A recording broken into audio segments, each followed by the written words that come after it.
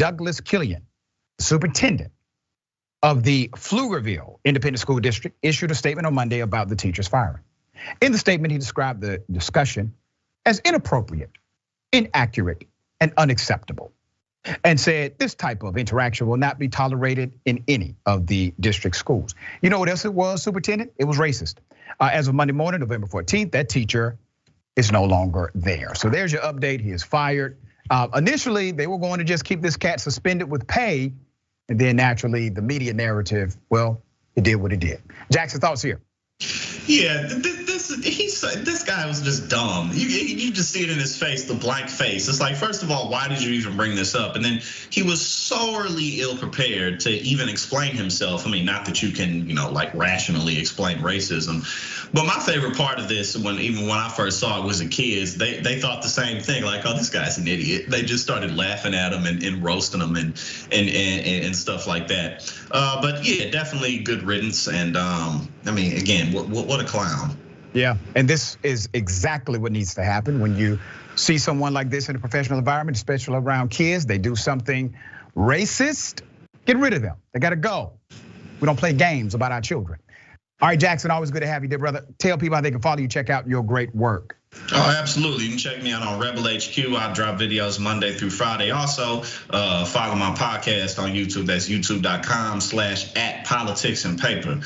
I do episodes every Tuesday and Thursday. Not doing one tonight, but typically every Tuesday and Thursday. Again, it's youtube.com/@politicsandpaper. Thank you, my friend. Remember, take care of yourself, take care of each other, take care of the planet. Remember, the truth is always indisputable.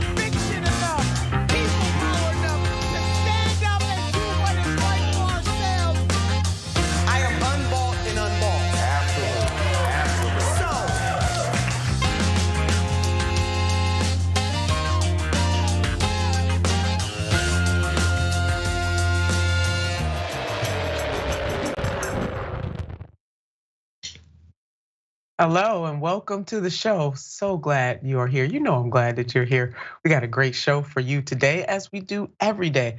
We are going to be talking about the largest higher education strike, which is taking place right now in the great state of California.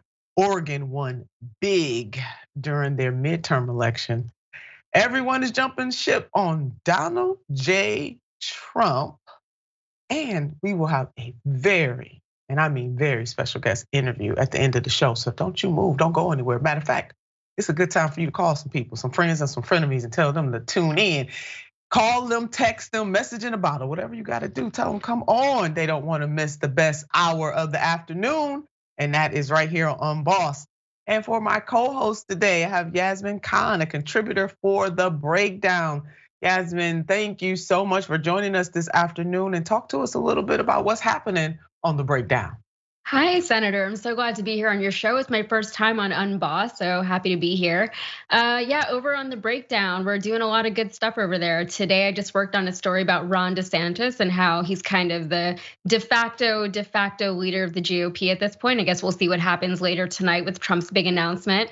So he's got a lot of eyes on him. And last week, we talked a little bit about what's going on with all the tech stocks. And we did a little bit of a compare and contrast between what's going on now with what happened back during the turn of the millennium at the Y2K era. So that was kind of fun, a little nostalgic for me. So yeah, good stuff over there. It all sounds good. I don't know, desanctimonious. I can't shake that. I think Donald J, he got that right. He knows how to name some folks. That one I can't let loose. But that is the one thing we can give him credit for, yeah. Yes, we can give him credit for that. So you guys don't want to miss Yasmin on The Breakdown. This is hot. It's hot over there. So I want you to go over there too and support. We support each other around here on TYT. Very much, yeah. Yeah. Educational workers are on strike. Watch this.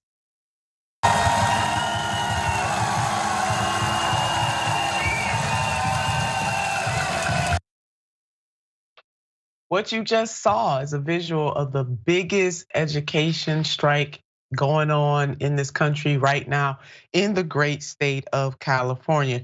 It started actually yesterday morning. They are fired up and really ready to go. 48,000 workers are striking.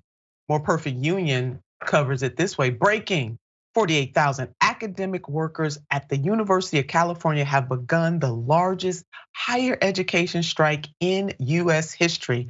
The UC workers, represented by UAW, are picketing at all 10 UC campuses this morning. Again, that was as of yesterday. And who is included in this strike is here is a lot of workers in solidarity. The workers, including researchers, teachers, teaching assistants, and tutors, are fighting for higher wages, childcare subsidies, expanded family leave, and more. The usual stuff that workers need to live a good life. They're not reaching too big. They're not asking for too much, just the very basics. And 40% of grad student workers currently spend over half of their pay on rent, per a union survey. And for more information, if you want to get involved, you do not have to be in the great state of California to get involved. You can get involved right where you are. Go to Fair UC Now. That's fairucnow.org. And the strike is spreading out among 10 universities of California's campuses. The strike began at 8 a.m. and it includes a variety of workers. We just named the workers. We can list those workers again: the teaching assistants, the researchers, postdoctoral scholars, readers, and tutors. And they're striking for the basics because they just cannot afford to live. How does that make any sense in the United States of America with our hegemonic positioning, and we have workers who have to beg just for decency? They're not reaching too big.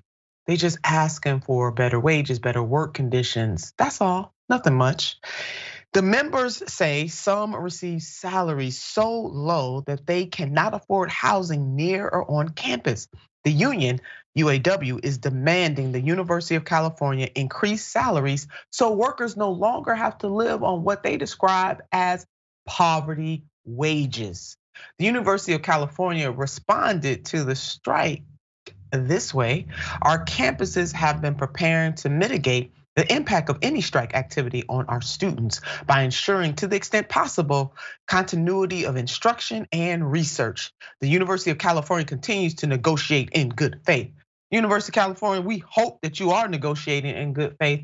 And one of the best ways to ensure continuity for the students is make sure that you pay the folks that make the university run good wages, make sure they have good work conditions and benefits. That would ensure continuity for the students. I'm sure that the students are on the side of the striking workers of the university. So, however, proposals made by the university so far, even though they say they're negotiating in good faith, doesn't even match the rate of inflation. Not at all. So I want you to take a look at this chart right here. Even with raises, inflation cancels out almost any pay increase. Nice raise, too bad about inflation. Percent change in average hourly earnings from year to year. So we see that when we take a look at real wages, workers are actually losing. And it's not just the workers at the University of California. As we look all across this country and we think about how wages have increased, but they have not kept up with the rate of inflation. So actually, just as you saw on that chart, as it impacts those workers across this country are taking a pay cut because of inflation. So Yasmin, I don't know what the university is saying. It just seems like, to quote my dear friend, the math ain't mathing. Andrew, as Andrew Yang would say, let me channel my inner Andrew Yang. The math ain't mathing. I mean, it's true. And I love to see the solidarity on campus like this. Those numbers, what was it? 48,000 workers are on strike. That's very impressive. That's incredible. That's a lot of organizing that went into that. And whenever you see situations like this one, whenever there's a mass in one industry, you get a lot of people complaining about disruption. But the reality is, if these workers don't get paid a reasonable, livable wage, these jobs are no longer going to be sustainable, and people are going to have to leave the field entirely, which in education specifically, we've already seen that happen. So long term, it's a much worse problem to have than a little bit of disruption here today, especially when you consider that these workers are by no means asking for anything unreasonable, as you mentioned. And then the other thing to remember with strikes is that the more people are involved, the more effective they are. You kind of need those really big numbers for strikes to be effective and to drive positive change. Otherwise, they're much too easy for the powers to overlook the strike entirely. So it's good to see those numbers. It really is. And we all can be a part of that strike. As I mentioned earlier, worker solidarity is vitally important because it impacts every other person. We know that historically labor unions have boosted, catapulted the wages of even our sisters and brothers and family and friends who are not in labor unions. So this kind of solidarity means so much. So I'm hoping that all of our viewers will get involved. Let's put up this headline: approval of labor unions at its highest since 1965. The people across this country really do understand what it means to be in solidarity with workers across this country, really across the world, because there's a global fight right now for better wages and better work conditions.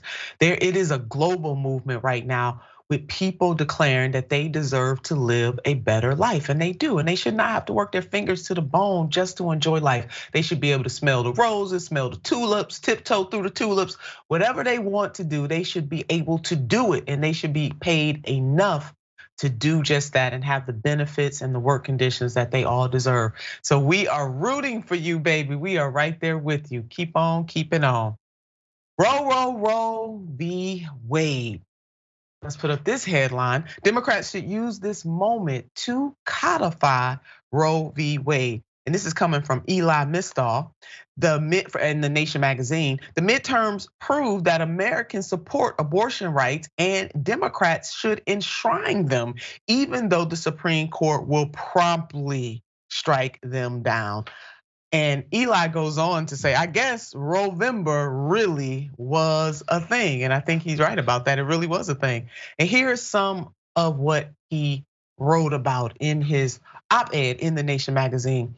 Lots of factors played a role in the Republicans' underperformance in the midterm elections, but it sure seems like the decision by conservative justices on the Supreme Court to overturn Roe v. Wade was a major one. The United States Senate might have been handed back to Democrats by Samuel Alito and his extremist ruling, signed, of course, by all 5 of the other conservatives.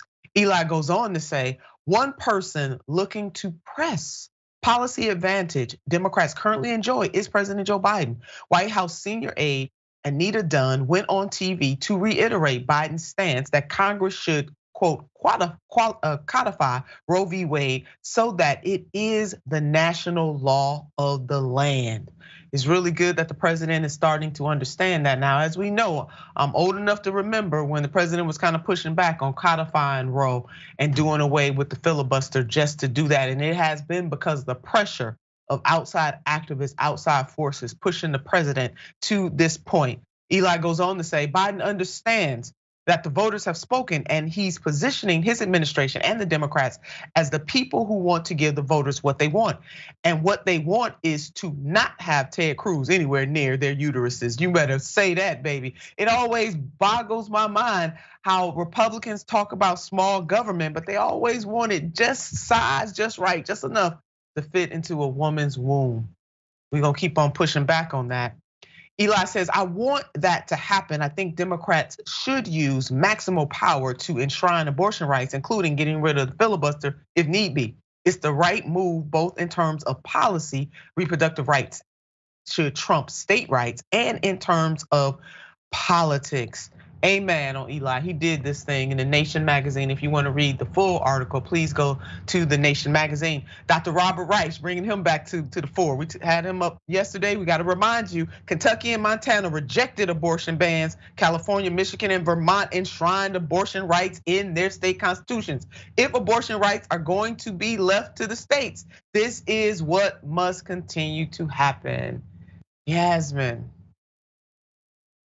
Yeah, I'm in Texas, and just the idea of Ted Cruz anywhere near my uterus is a thought that I really can't deal with at all. But it's true what Robert Reich was saying. We already know that the majority of Americans on both sides of the aisle support abortion rights. It's kind of frustrating to see that this is still such a hotly contested issue in national politics and in state politics. I was really glad to see so many people turn out to the voting booths during the midterms, many of whom I can assume were there at least in part to help protect abortion rights. I know that was a big motivator this midterm season, but it's not fair for either party to continue to use this as a poll motivator, right? They can't keep using the fear of losing our basic rights as a motivator to get people to vote. It's not fair to the American public. And there's always gonna be another hot button issue to motivate voters. So let's just move on from this one. Let's codify it, do what we can do. We gotta move on. We gotta move on. Amen to that, and you're absolutely right. Cannot continue to use this. They abusing it. Don't abuse it. So my stunt double, Yasmin, my stunt double had this to say on Twitter. The balance of the Senate is now clear. It is also clear that being pro-abortion ban is politically terrible. Dems will talk about how successful these midterms were, then will say they can't address abortion rights. At least try. And that's really what Eli was saying in his article too, that despite what this activist, extreme right-wing extremist Supreme Court may do, that the Democrats must try. They should have tried this months ago, in my opinion, but here we are. And finally, Eli says, but people should operate without any illusions. If the Democrats somehow pass a national law codifying Roe v. Wade, the conservative justices will use the emergency shadow docket to prevent it from taking effect and then strike it down later when it is electorally convenient for them to do so. We all know the game, but that doesn't mean that you shouldn't try, because we must continue to advance. Now, when the president was asked whether or not codifying Roe was in the cards, he responded this way: I don't think they can expect much of anything other than we're going to maintain our position. I don't think that there's enough votes to codify Roe v. Wade abortion rights unless something happens unusual in the House. I think we're going to get very close in the House, but I don't think it's going to be very close. But I don't think we're going to do it. That's coming from the president. I don't have a whole lot. That doesn't inspire a confidence at all. but here we are. So from the activists out there on the streets to members of Congress, continue to push this thing. No matter what the United States Supreme Court may do or might not do, we must continue to push. And Democrats, you're in lame duck session, so do what you can right now. Lay a strong foundation, do the right thing. Let's stop making excuses. You got the power, you need to use it. We're gonna use our power right now to go to a break, but we're coming right back and we want you to stay right there. Don't you move. As a matter of fact, you need to text somebody right now. Tell them, come on, Unbossed is on.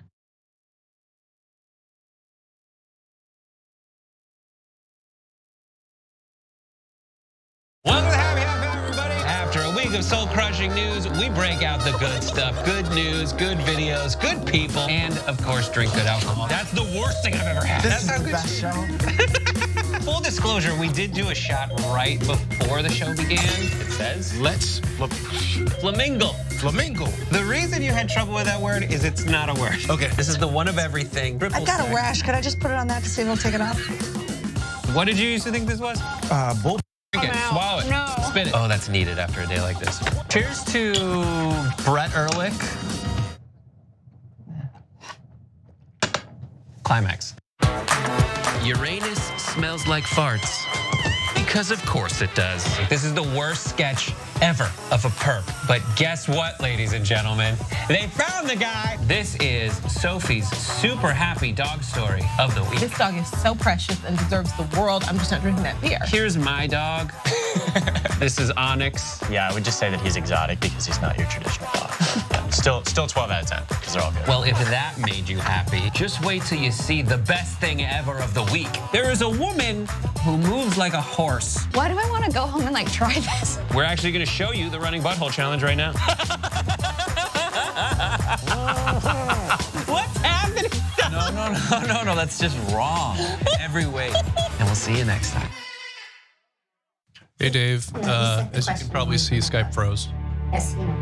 Frozen crashed. You know, I'm watching that documentary on the Vietnam War, and there was a TV journalist in the middle of some tiny little village in Vietnam doing live TV as the soldiers were burning the Vietnamese huts, and it didn't crash. And that was That's a good point. 1965, and he was in Vietnam.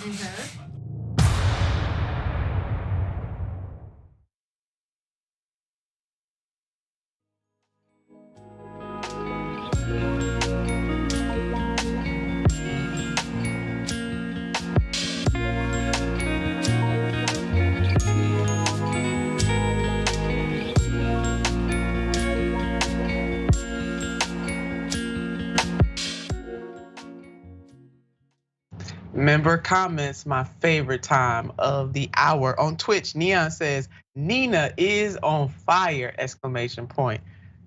I'm an amen that, Neon, thank you. And on YouTube Super Chat, Henry says, unbossed, Nina and Yasmin, wow, wonderful, with a whole bunch of exclamation points. We received that, yes, Yasmin and I both received that. Thank you all so much for your support of Unbossed and for the show. And for all that you do for TYT. We could not do what we do without you. We are a team. And speaking of team, I want to remind you, as I do every single day, that Brittany Griner is not free. We must continue to lift her family, to lift the people who are working hard to bring her back home. Her family has asked that if we are on social media, the hashtag WeAreBG, and yes, we are. And for our family and friends and sisters and brothers in Jackson, Mississippi, you can help TYT help them by going to tyt.com/relief. That is tyt.com/relief. Having clean water is a basic right, a basic human right, whether you're in Jackson, Mississippi, or Flint, Michigan, or anywhere, hell, in the world, it is a basic right. So let's help our sisters and brothers and family and friends, shall we?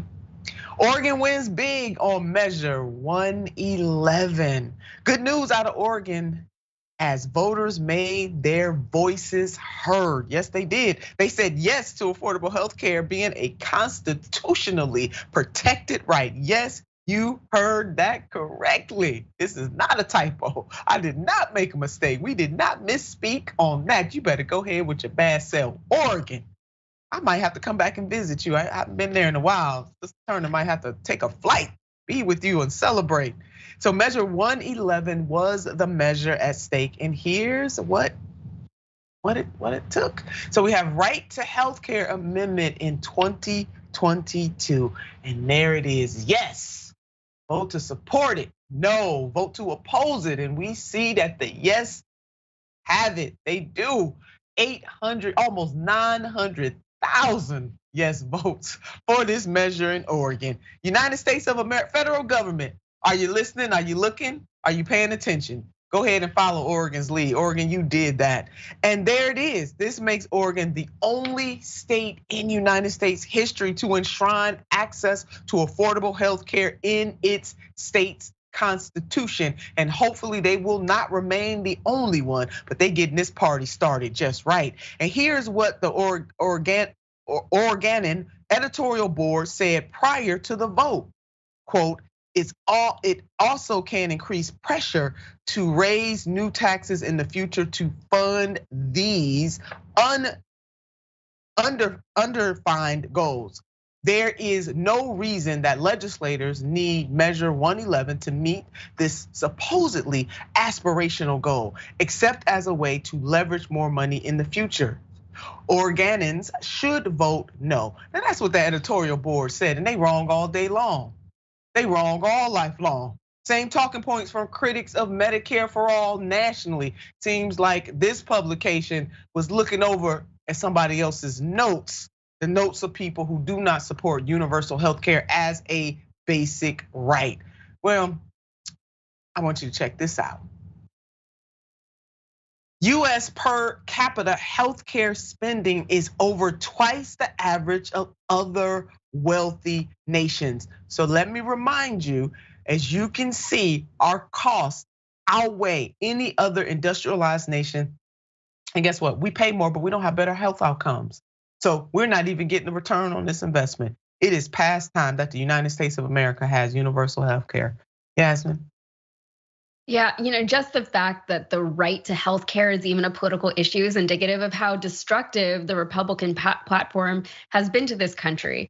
But these issues doing so well in these elections, these are issues which are supposed to be so far left and so radically progressive. But no, they're not. They were never that radical. These are things that every American wants and frankly needs, and they're things that people in other nations that are similar to ours already have. It's nice to see that for as much as this nation is divided, or at least as much as we are told that we're divided, we can see that we're much more aligned. The regular everyday American people are much more aligned on basic issues and basic ideas than the media and major political players would have us believe. So it is reassuring to see that we are more united than not. It really is, especially on these basic issues. The majority of Americans, as you laid out, regardless of political affiliation, they do realize that time has come. The Peter G. Peterson Foundation took this survey, and as I was saying before, really shows how it doesn't matter the fact that we spend so much more than other industrialized nations, our outcomes are no better than theirs. In some cases, worse. And we're talking about real flesh and blood here. These are not widgets. This is not just something that you just pontificate on cavalierly. People are either uninsured or underinsured, and it is a crisis that impacts not just the individual and their families, but it impacts the entire nation, it impacts businesses. I'm sure that small businesses would much rather us have a universal healthcare plan. It takes away all the paperwork for them. It helps to free up more money for them to invest back into their businesses. For the House of Labor, it takes one more thing off of the bargaining, off the negotiation table. They don't have to negotiate for that. They can focus their time on the wage side. So universal healthcare and having that healthcare is a beautiful thing. In Oregon, big ups to you for blazing a trail for everybody else in this country. We are going to keep an eye on this, and hopefully other states will absolutely follow you. I want to look at, can we put up this tweet when it comes to the military industrial complex? We usually don't have any problem at all spending that kind of money. The United States spends about 115 billion on policing a year, more than any other country's military budget, save China. It spends 732 billion on the military, which is more than the next 10 highest spending countries combined.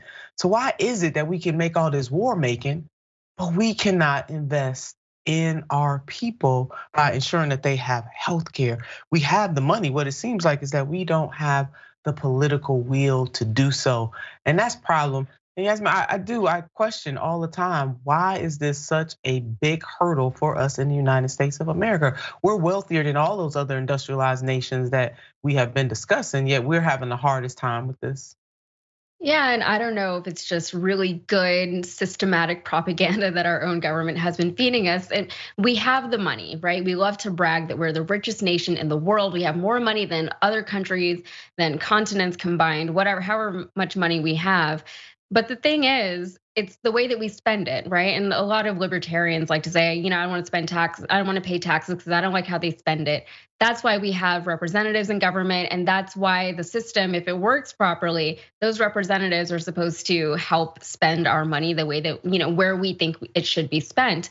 Unfortunately, that's not what we've been seeing. We've been seeing people ask for things like universal health care and more investment here at home. And even during Trump's term as president, he had his whole campaign was run based on America first, but how much did he actually do here at home? How much he always, I think Joe Biden actually put something on Instagram today about how Trump ran on how he was going to fix the infrastructure here in the at home, and he never did. He just never did. He built a wall or something. I don't even know what he did.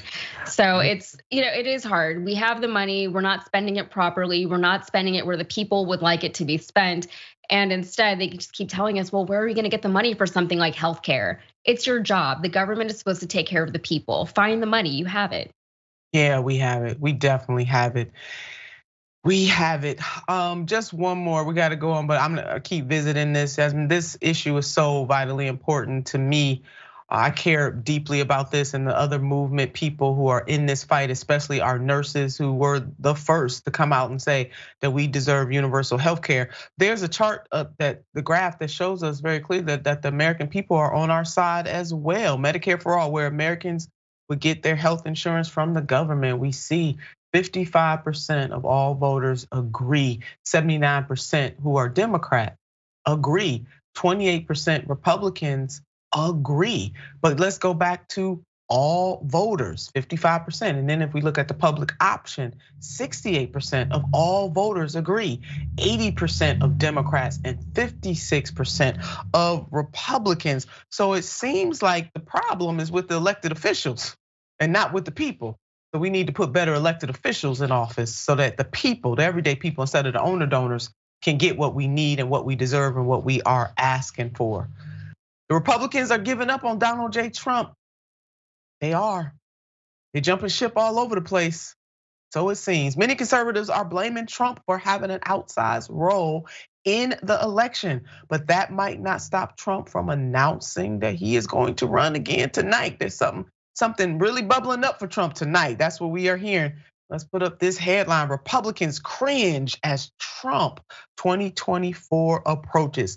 The former president is expected to make a campaign splash at Mar-a-Lago on Tuesday night, but even his staunchest allies aren't leaping to an endorsement. So first up is Lindsey Graham, who has stuck by Trump's side since the beginning. Senator Lindsey Graham had this to say regarding Trump's potentially announcing a run in 2024. Let's see what he says. I'll tell you after Georgia. In other words, waiting on the outcome of this election. Senator Graham is making it clear, I can't make any commitments now. I gotta wait until we hear from Georgia. Now, Trump did not help his case last week, as we all know, when he publicly lashed out at Florida Governor Ron DeSantis on Truth Social, which is leading Republicans to say things like this. The question is, who is the current leader of the Republican Party? Oh, I know who it is, Ron DeSantis. Ron DeSantis is the leader of the Republican Party, whether he wants to be or not. Not so fast. Ron DeSanctimonious is the leader of the Republican Party. They don't even know who the real leader of the Republican Party is. But look how quickly they just throwing Trump away. But it's not just politicians who are deboarding the Trump train. Fox News has tapped out as well. Listen to what Fox News' Brett Him had to say.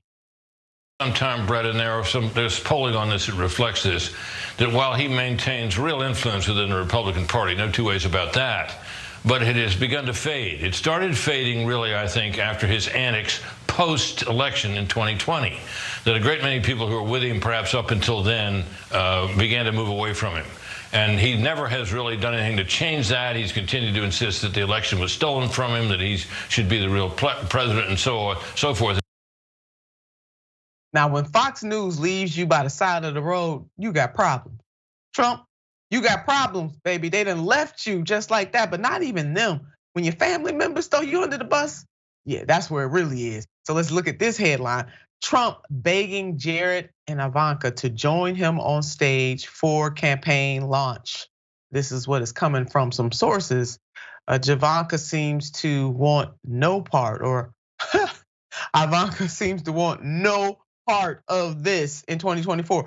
Former President Donald J. Trump spent part of daughter Tiffany's lavish Mar-a-Lago wedding this past weekend trying to convince his much loved elder daughter Ivanka and son-in-law Jared Kushner to be with him on stage when he announces his third consecutive run for the presidency at the Palm Beach Resort Tuesday night. Yeah, Jared and Ivanka, that's the Javanka. They a team, baby. Yes, they are. Yasmin, I'm trying not to sigh deeply on this. When I your like family Javanka, leave that's you. a good name. Yeah, the Lindsey Graham thing is funny to me. Like, first of all, who is waiting to hear anything from Lindsey Graham at this point? How much of his opinion? How much is it even worth? How much is his endorsement worth to anyone anymore? He's a notorious flip-flopper. We know that he's desperate for relevancy above almost anything else. And I don't know why he's waiting for Georgia. Like, we already won the Senate. What is he waiting for? And then secondly, who cares about Trump's announcement tonight? We already know what he's gonna say. We already know that his supporters in the GOP and in his own family don't want him to announce. We already know that he's mad about the midterms. We saw him scowling at his daughter's wedding over the weekend. And now they're saying that they're gonna try to use his unpopularity right now to recreate the underdog campaign that he was able to run in 2016, which, if they can pull it off, would be a bit of an impressive feat. But I would like to think that we, the American people, and we, the media, we're not gonna repeat the same mistakes that we made back in 2015-16 as far as giving him so much airtime for free a lot of the time and incessantly just retweeting every ridiculous thing that he said. I would like to think that we've learned from those mistakes, and I would like to think that his 4 years as president and the subsequent years afterwards, where he spent denying election results and trying to overthrow democracy, I would like to think that those had some impact on the American people. I would like to think the same thing. I mean, we know he won over 70 million votes the last time that he ran. I believe he's still a force, and anybody that sleeps on him, they are making a mistake. And your point about mainstream media, because they're the ones that gave so much airtime, billions of dollars. And you know why? Because every time they covered Trump, they made money. And this is really what that came down to. Whether the man was lying or being deceitful to the American people did not matter to some of these folks. It was really about the almighty dollar. And that is what was happening. That's why Trump got so much airtime. Lindsey Graham, Fox News, Trump's family. I mean, what could this be about? Rupert Murdoch is going in hard on Trump post-election. Check out this headline. Murdoch's new outlet extended their criticism of Trump for a second consecutive day. The recriminations about Republicans' unexpectedly weak election day performance played a prominent role on the pages and over the airwaves of Rupert Murdoch's media properties. Hey, Trump, wow. And meanwhile, Club for Growth fires a warning shot at Trump. It indicates they might back DeSantis. Putting out this set of data, take a look at it, but take it with a grain of salt. Okay, just a grain of salt, because we need to see some other polling happening. And as we know, that polls are really just a snapshot in time. I do think anybody that sleeps on Trump is really making a mistake. He got a lot of folks to vote for him. So it ain't over. He seems to have 9 lives, maybe 20 or 25. So we shall see. Let the games begin between the Donald J. Trump and the sanctimonious himself. Oh yeah, we'll be watching. WTF neoliberals, the establishment Dems' lack of investment in Oregon. So we talked about the good news in Oregon, but there's also a bit of bad news. Something that is frustrating that happened during these midterms. And it does indeed have us asking, WTF neoliberals? We will now kneel. Miss Cinema, no. You have a problem figuring out whether you're for me or Trump, and you ain't black. And we are talking about the establishment Democrats abandoning a key House race in Oregon. Check out this headline. Democratic leaders rebuked for abandoning Oregon's McLeod-Skinner. This seat could have made the majority, said one progressive advocate, but the National Democratic PACs walked away and left Jamie to twist in the wind. That is coming from a report in Common Dreams. Progressives are criticizing Democratic leaders for withholding support from Jamie McLeod-Skinner, a left-leaning candidate for Oregon's 5th congressional district, whose close loss to her millionaire Republican opponent, Lori Chavez DeRemer, could cost the party a chance to retain control of the United States House of Representatives. Yeah, they bailed on her. This seems to be a reoccurring theme with regards to House races these midterms. Republicans pick up 3 New York House seats with Long Island sweep and defeat of the DCCC chair. Yeah, the same DCCC chair that jumped in somebody else's race lost his own. The victories could prove decisive in how large a majority the House Republicans stand to gain, proving that New York was, as expected, a critical battleground. It was critical. The inside story of Sean Patrick Maloney's face plant in New York. Instead of taking his own race seriously, the DCCC chair snubbed grassroots support and went to Europe to court donors. Now I got to pause right there, Yasmin. If that is not some type of arrogance, I do not know what. You know, a lot of these things, we can't get away from the fact that there is money and there is strategy in our government and in our politics, right? But performative democracy is simply not democracy, right? Democracy that's dependent on money and ads isn't a well-functioning democracy. And just because these issues aren't supported by the establishment doesn't mean that they're not supported by the public. Unfortunately, the public isn't the one driving these narratives, and maybe, just maybe, we should be. But there's no way around it. A lot of politics, there's the issues on one hand, and then there's the strategy and the money on the other side. So it's a lot of, a lot of different things at play that need to be balanced somehow, and we need to get back, lean it a little bit more over to the side of the public, into the issues, and actually fixing problems that need to be fixed, because there are many. Yes, there are. This headline right here, the inside story of Sean Patrick Maloney's face plant in New York. We put that one up. And then more of the same nonsense actually happened in Oregon. So as we look at New York, we're looking at Oregon, and the fact that arrogance really drove this outcome in New York. Total arrogance. How you get on a plane and just go to Europe? As if you got this all in the bag, definitely thumbing your nose up or just saying, hey, I got this, no worries. So much so that I'm jumping on a plane. He was mistaken.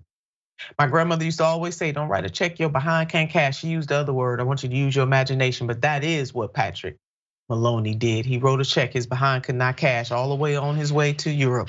So let's go back to Oregon though. As The Intercept reported Friday, the Democratic Congressional Campaign Committee, the DCCC, invested nearly $2 million to help McLeod-Skinner win in Central Oregon, but the ads it funded came off the air in the final few weeks. And the leadership aligned Super PAC Action Committee, House Majority PAC, made the eyebrow-raising move to triage the race all together, just left her flapping in the wind. Republicans, on the other hand, treated the race in Oregon's 5th district as the toss-up it was. Clearly it was. They spent $8 million in total spending that ballooned all the way through election day. It's coming from The Intercept. So they did not leave their candidate twisting in the wind like the Democrats did. They said this is a toss-up and we are going to compete, and we are going to compete hard, and that is exactly what they did. It was egregious that this happened, yet the neoliberal House Majority PAC spun it with some BS. And I ain't talking about Bernard Sanders, baby. The House Majority PAC Communications Director CJ Warnke declined to explain the reasoning behind the move at the time, but told The Intercept Friday that House Majority PAC had to make strategic decisions across the country to build the most optimal path to Democratic success this cycle. They messed up, just plain and simple. And it wasn't just Jamie that the DCCC and the House Majority PAC did dirty. They also did some other folks dirty, because while you spreading dirt, just go ahead and spread it around. The fiasco in the neighboring 6th congressional district also has House Majority PAC fingerprints all over it. Their progressive state representative Andrea Salinas entered the general election bruised from the most expensive primary contest in the nation after former cryptocurrency genius billionaire Sam Bankman-Fried and House Majority PAC teamed up in an over $10 million failed attempt to anoint political newcomers and effective antitrust Carrick Flynn as the nominee. Now, you all know we talked about Bankman-Fried just yesterday. Yes, just yesterday. But yeah, he was spreading this money all over the country, helping the neoliberals anoint and appoint their selected candidate. They won some and they lost some. Yeah, they did. The unorthodox partnership appeared to be the result of a quid pro quo, as Bankman-Fried contemporaneously donated $6 million to the committee. Seems to be quid pro quo. Oh no, baby, it really was a quid pro quo. Had no problem doing it. Follow the money all the time. You should always follow the money. And this applies to neoliberals just as much as it applies to the GOP and more. We're talking about corporatist forces on both sides of that. And this is an and. It is the corporatists in the Republican Party, it's the corporatists in the Democratic Party. But you know what? A picture is worth 1,000 words. Let's go ahead and put up this picture, this beautiful picture right here. Yeah. Worth 1,000 words. Yasmin, anything else quickly you want to add to this? Yeah, I love that picture. You know, if the Dems are going to keep this position as being the party of the people, they need to walk the talk eventually at some point, right? They need to realign their values, and they need to do it quickly, or else they're going to lose support. In a lot of ways, they're barely hanging on to the supporters that they do have. Many Democratic supporters are clinging to them because the other side is so terrifying. That's not going to be enough going forward. They have the power now. They need to do something with it, and they need to earn their support from their supporters going forward.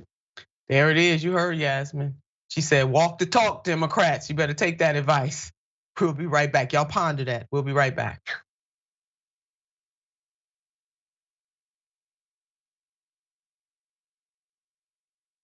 We're very honest that we're progressives. We call the Young Turks home of progressives, and we support progressive candidates. There has been this reemergence of political activism, especially among young people. This weekend was the second Women's March, both across the US and across the world. So these people are not simply marching, they're not simply talking, they're also running for office. And when they do run, they're gonna make a difference. Joe Crowley is congressman from New York. He's very powerful. Why? He raised a lot of money. But there's someone finally challenging him. We need to have representation that advocates as fiercely for working class people as possible from this seat. If candidates like Alexandria Ocasio-Cortez even get a little bit of media attention outside of what the Young Turks does, they have an excellent chance of winning. She's gonna win. She's gonna win. 68% reporting. The majority of Americans want Medicare for all. So I don't care what you and your corporate cronies want. What I care about is what the American people want. We believe in total change. Everything runs on donor money. And that is what we will fight. And that is exactly why they don't like us. We're having fun. It's election night. Alexandria Ocasio-Cortez has defeated Joe Crowley. Here we go again. Ladies and gentlemen, we got him. Down goes Crowley. Down goes Crowley. Down goes Manafort. Down goes Women came out in record numbers in the primaries. They said you'll be lucky to get one candidate. We now have 12 that have won their primaries. Bezos and Amazon announcing that they are going to go to a 15-hour minimum wage. We're making progress. Let's keep going. Many of these women made history. The biggest victories, all women of color. Rashida Tlaib and Ilhan Omar, Sharice Davids and Deb Haaland. And I want to go to Congress because I want to change those things. I'm calling it. Jamal Bowman has won. Down goes Engel. Down goes Engel. For a long time, we have not had progressives in power. It's going to be something to behold. Welcome to Happy Hour, everybody. After a week of soul-crushing news, we break out the good stuff. Good news, good videos, good people, and of course, drink good alcohol. That's the worst thing I've ever had. This is the best show. Full disclosure, we did do a shot right before the show began. It says, Let's flamingo. Flamingo. The reason you had trouble with that word is it's not a word. Okay. This is the one of everything. I've got a rash. Could I just put it on that to see if it'll take it off? What did you used to think this was? Bull. Drink it, swallow it, No. spit it. Oh, that's needed after a day like this. Cheers to Brett Ehrlich. Climax. Uranus smells like farts.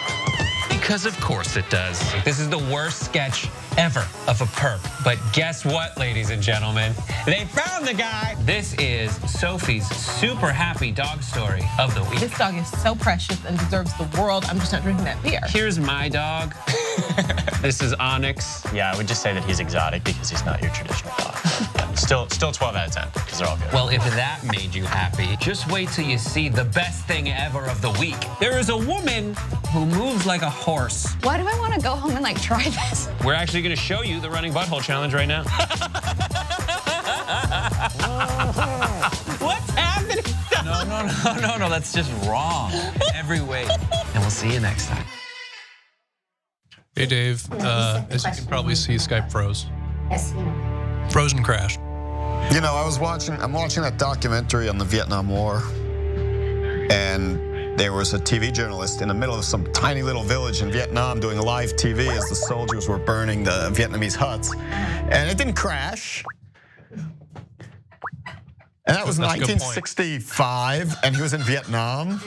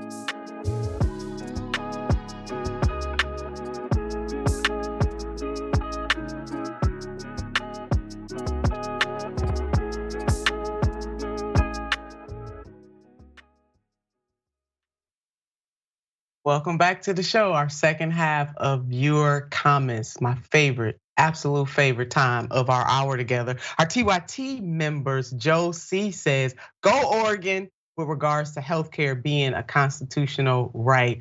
You got that right, Joe, go Oregon. They blazing a trail. And on Twitch, Jason Young says, it's a crime that we here in America don't have Medicare for all. All types of exclamation points, Jason, right with you. And on YouTube, Super Chat, Super Saint says, Super Saint, I love that.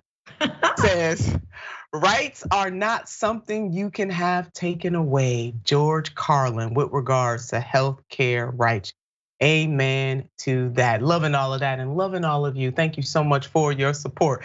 So just as much as I love reading our viewer comments right now, I got one of my sister mates here with me, the one and only, the Honorable Yulin Cruz. Mayor, how you doing today? Carmen Yulín, Cruz. It's so good to see you. It's so good to be with you on TYT and this new, for all those of you that are just finding out who Senator Nina Turner is, she's a spontaneous woman that's unbossed, unbought, and unafraid. So just like you. Those are three things. Well, that's why we get along so well, and that's why we catch a lot of poo-poo from people that do not like to be told the truth, and that happens everywhere. It happens in all of the ranks and places where you and I have been known to be involved with. Yeah, well, they can't handle it. There was a scene in a movie, I think it was A Few Good Men. You can't handle the truth. They can't handle the truth. No, they can't. We bring too much fire. Caliente? Caliente, fuego. And in Spanish, you say candela. Candela, which is almost as you look at the fire just rising up. That's la candela. So when you give somebody candela, it means you're being bringing a little bit of mischief to it. Oh, I love it. That's my favorite thing, making good trouble. That's right. That's right. And that's what we do. That you and I don't do is we don't go despacito. We don't take it easy. We just go full frontal to what needs to be addressed. Yeah, we do, Mayor. And we have adored one another from afar for a very long time and had the opportunity to really come together full blast on the Sanders campaign, traveling all over this country. You were one of the 4 co-chairs of the 2020 presidential campaign. It was you, it was our dear 2 brothers, Ben Cohen, the one and only, the other half of Ben and Jerry's ice cream, founder of one of the founders of Ben and Jerry's ice cream, and Congressman Ro Khanna and myself. And I must say, and I told Ben was on a couple of weeks ago, and I just said it to him. I said, we were the best co-chairs in the galaxy. Let's just go ahead and claim the whole thing. The Fantastic Four, and I think again, first of all, we didn't have our own agenda, and that was something, of course, that Bernie is always about, is the people's agenda. You remember, he kept saying it's not me, it's us. Us, yes. So we reflected the agenda that the people wanted here in the United States. And of course, me bringing the voice of los Boricuas, the Puerto Ricans. I know there's a lot of Puerto Ricans where you're from. Así es que. Yes, you've been here supporting me. Yes. And I think it's important to bring that perspective. And you were talking about, somebody was giving a shout out for Medicare for all. And what we're really talking about are decisions that impact all of us. And when we're talking about a woman's right to choose over her own body, it's a financial decision also. Having a child impacts your finances. So we really have to push a progressive agenda, not because we're radical, but because there is no time to waste when it comes to doing the right thing. That's right, Mayor. And the needs are so great. I mean, they really are. So you serving as mayor of San Juan, Puerto Rico, you served in the House there as well. Right now, you are a Harriet L. Weissman and Paul M. Weissman Distinguished Fellow at Mount Holyoke. Those students just don't know how good they have it to have your presence there at that educational institution. So Mayor, we've been around the block many times together. The midterms are kind of still going on. We don't exactly know who will control the House of Representatives. Ultimately, we have Senator Warnock fighting really hard to bring it on home in Georgia, although some folks have already declared, oh, we don't need him, but we do. I went off all the way yesterday on that, Mayor, to write him off like that. But for you, what are some of your thoughts about the midterm elections and any advice about moving forward? Well, I think there's a lot to be learned. One is, if you notice, none of the progressives that were running on what others called radical agenda had any trouble being selected. They just, I'm not gonna say breezed through them because they worked for that. And they understood that one thing that I stand up for, which is speaking up for the true problems and standing up is important. Two, I think it's also very important to understand that even though there was not a red tsunami, it was stopped by young people, the Gen Z, right? We have Maxwell Frost, the first Gen Z person to go into Congress. But young people went to the polls like no other time. And I have to say, a lot of that has to do with the seeds planted by Senator Bernie Sanders in 2016 and then again in 2020. So the agenda has to be a people-centered agenda, but also a youth-centered agenda. And a youth-centered agenda, it's about more rights, no less rights, more freedom, not less freedom, more for the people, not for the billionaires or the millionaires, more taxes for the rich, not for the working class. So that's a second. And the third thing that I think it's important is I'm afraid Democrats will become complacent. Complacidos. I don't know if that translates in English. That they say, well, this was the best midterm election that a president has had in a very long time. We're just cruising through. No, we're not cruising through. There are some fundamental issues that still require the attention of everyone in the United States. You know, veterans, for example, we just celebrated or talked about Veterans Day, November 11th, and there's a whole bunch of veterans living in the streets. Homelessness is important. I don't care if it's 50,000, 60,000 people, that's important. Access to healthcare, access to education, counseling, not forgiving, because nobody made a mistake or did something wrong when they went to college. Counseling not only $20,000 of student debt, but the entire student debt. If we can give trillions of dollars to people on tax breaks, we can certainly pay for these issues that are the issues that are close to America. Also, strengthening the middle class, which is always done by strengthening the union relations in the United States. So those are things that are really moving. Women came out to vote. So watch out when you try to put a lid on women's rights. Women are going to stop being quiet if we are ever. And those that are quiet are going to stand up and speak up. If we are ever, we know we are two women who are not. We stand up for justice. Mayor, what are you up to? So I gotta have you back because I was gonna bring up what happened when you went off on Donald J. Trump, but we don't have time for that conversation. We will come back. But you were standing up for the people of Puerto Rico, bringing it in. You did not care that it was President Donald J. Trump. You had some choice words for that, brother. You let him have it. So we're gonna come back and talk about that. But what I really want to talk about before we break from one another in this particular moment is what are you up to right now? Well, a couple of things. I'm finishing here at Mount Holyoke College on December 31st. I've been teaching a workshop called Toolbox for Crisis Management because, there's a few crises that I had to deal with when I was mayor of San Juan, Puerto Rico. You just mentioned one of them. Two is I have a podcast on Aussie network called Sheroics. It's dropping on November 30th, which is the birthday of my daughter's birthday. And Sheroics is about women. You're gonna love this one. It's about women that no one knows about, but we should all know about because they're changing the world one community at a time. So that's gonna be on Aussie Network. And I'm looking forward to talking to all kinds of women there to see how women change the world. And then I'm going back to Puerto Rico in January. And I'm gonna start working there with a non-governmental organization whose mission is to create community engagement, community housing, which is totally green, zero carbon footprint, and which also reduces poverty. So that's some kind of good trouble, as brothers, Congressman Lewis would say.